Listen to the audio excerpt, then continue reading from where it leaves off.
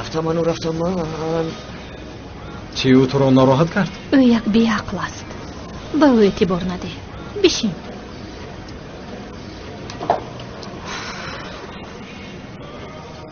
چی می نوشی؟ چای.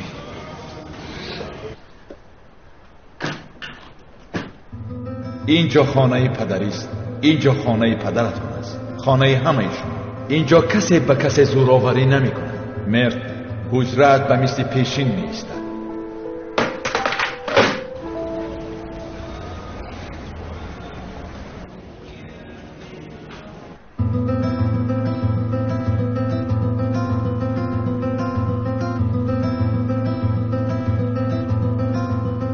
حیات این رو فراموش نکناند ما باز خوشبختیم.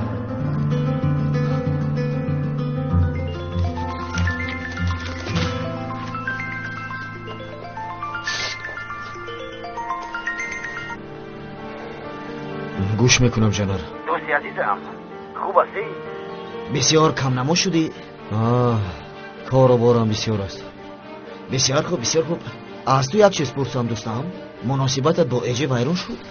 چرا پرسیدی؟ نه او رو با برادرت دیدم هر دو نشسته چخچخ دارن. برای همین خواستم از تو پرسم.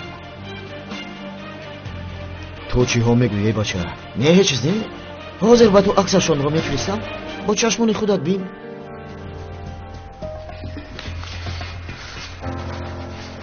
من فرصت نیافتم که به تو تشکر گویم. برای چی به من تشکر گفتنی بودی؟ چه خیلی برای چی؟ مرد رو از مرگ نجات دادی. بسیار خوب است که کسی این را میداند. مرد همین را میداند. یعنی اگر میدانست این خیلی رفتار نمیکرد. این خیلی نه؟ این حالت برای او نیز غمگین کننده است. تصور کن تو شخصی هستی که هم او را نجات دادی و هم حیاتش را محو کردی.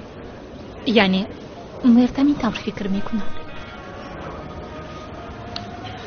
خیر تو چی فکر میکنی؟ من چیزی فکر نمیکنم. تو مرد را به من برگرداندی. مگر از این مهمتر و یا قیمتر چیزی هست؟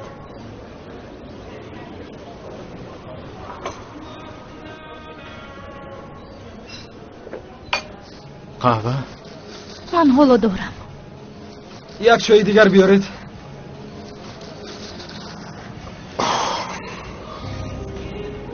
خیر اکنون به موضوع اساسی گذاریم. یعنی چرا من رو اینجا جیغ زدی؟ من میخواهم که تو به مرد اکگی کنی.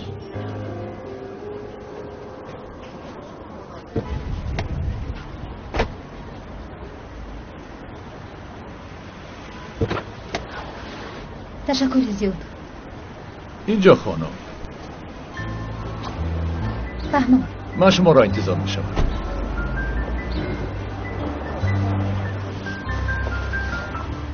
دخترم مادر جون اینجا ها چیکار میکنیم؟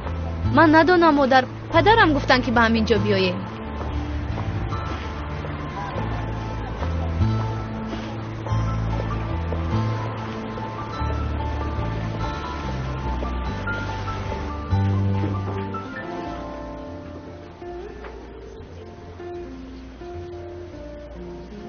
خوش آمدید. به شما چی خدمت کنم؟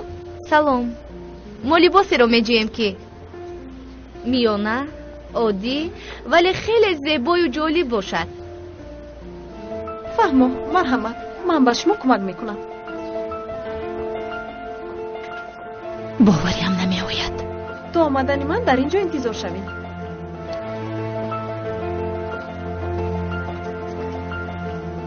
آیا این مدل به شما مقبول است؟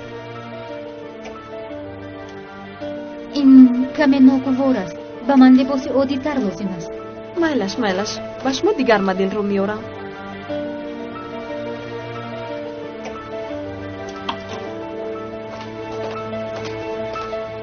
یگان خواهش دارد خانم فیلیس. چه کمک کنم؟ اگر این هر دو رو از اینجا رانده توانی یاردمی به آخر می شود. نفهمیدم.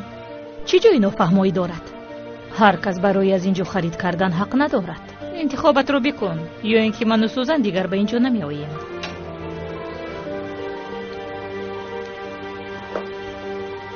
فهمیدم. زود از پی کار میشوم. چیغدیم جون، تو با دیگر میزاجا نگاه کن. من با اینها مشغول میشم. معلوم است که نرخ‌های مغازه ما با شما مناسب نیست. برای همین بیهوده اینجا خود رو خسته نکنید. میبخشید نفهمیدم. این چی به تربیگیست؟ شما میدونید که با کی گپ میزنید؟ بیا دخترم میرویم. من به هیچ کجا نمیروم. التماس مرا به جیغ زدن محافظ مجبور نکنید. شما مدیر این مغازه رو جیغ زنید؟ مدیر منم خانم. این چی به تربیگی؟ این کارو همین خیلی نمیگذاریم. این خانم حق هستم. اینجا برای ما نیست. رفتیم. بیا زود باش. آخر مادر زودتر راه بر. ما چرا برآمدیم؟ برای چی شما چیزی نگفتید؟ دخترم اهمیت نده. برای یک پاره متا نمیارزد. آن زن راست گفت. اینجا برای ما نیست. من با چنین لباس اینقدر پول نمیدهم. شکر گوید که قادر نبود، وگرنه اینجا رو خراب بازار میکرد. فکر نکن. رفتیم.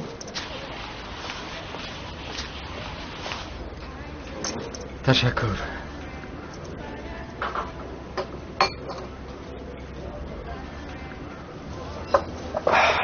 با فکرم چای رو بسیار دوست می‌داری.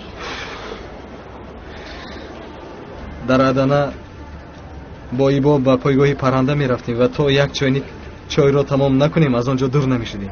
پایگاه پرنده؟ مکانی که کبوترها را پرورش می‌کنند.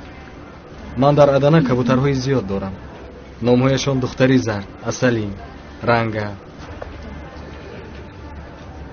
اصلا چرا اینها را نقل می‌کنم؟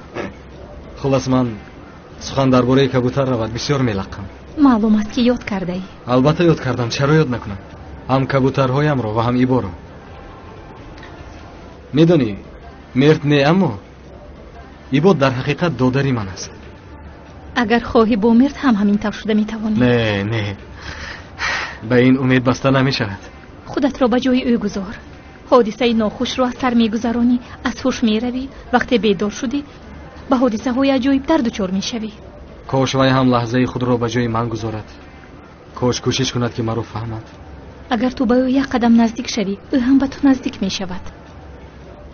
این حالتها به شما ضرر رسانده؟ به مناسبتتان یعنی از همدیگر جدا شدید. اگر ما آشتی شویم به شما امید پیدا می شود. همین طور نه؟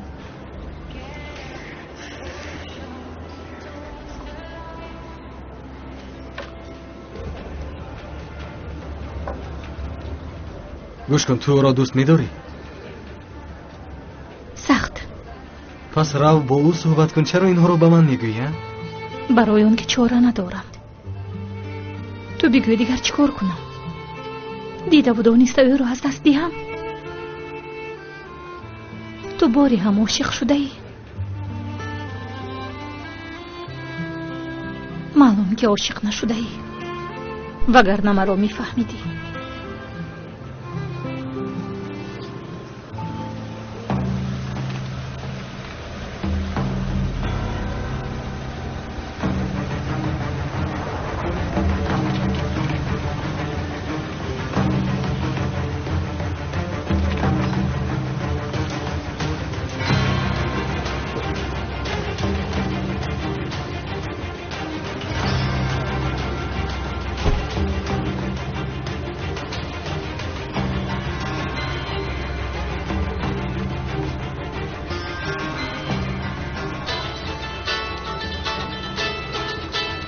مرد زنگ میزند.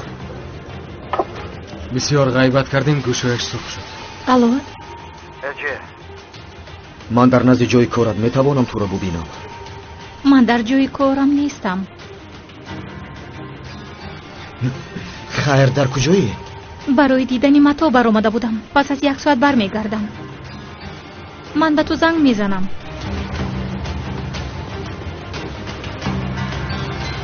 مرد لازم نیست. خودم تو را مییابم.